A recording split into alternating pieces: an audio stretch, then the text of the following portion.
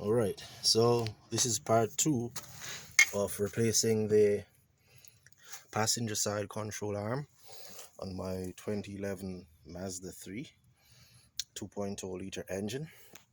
And I just wanted to point out to any DIYer that's doing this at home um, that the back end of the control arm, which would be this side, which is mounted to the frame, that's the front side, and that's the part that goes into your spindle.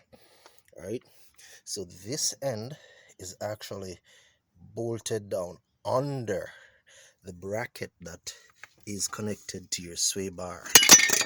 Right, oops, that just fell. All right, so here's your sway bar. Let's see if I can get the angle right here. So here's your sway bar. That's the sway bar link. Here's the sway bar. So going up and beyond here, your sway bar is bolted down on the frame there. Well, that's one. No, that's not one. That's one over there and one back here. It's bolted down in the frame like that. Now, this portion goes under the rubber that's on your sway bar.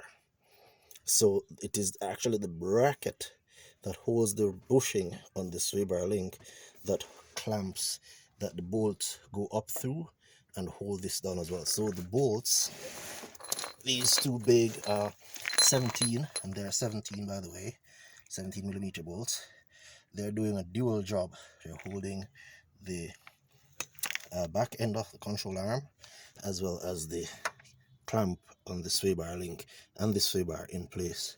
And they were nicely fitted with these two nuts on top with these wings. I call them wings, to prevent the nut from turning while you're loosening it or tightening it, because it sits right on there, if you can get the angle there. And so when it moves that way or that way, the edges catch onto the bracket on this side or on the other side and prevent the nut from turning. So that's a nice little design, so you don't have to be using two pieces of tool over there at once. The trick is to catch it back in place, and once you catch it, you just anchor her down and she's good to go. All right, check your manual for the specs. I hear some people say they do it at 100 foot-pounds. I'll probably do it around that, maybe 90 foot-pounds maybe. And same thing for that one. And this one probably about 80 foot-pounds for the knuckle. All right, spindle. Cool. And this one is a 14 nut. Yeah, 14 on either side. Well, this side has the nut and this side has the bolt, comes from this side through to this side. Yeah, so that's how that works. All right, so thanks for watching, and just keep those two little things in mind. That one goes under the bushing and anchored down by the clamp on the sway bar link. Cool. Thanks for watching. As always, keep safe. Bye.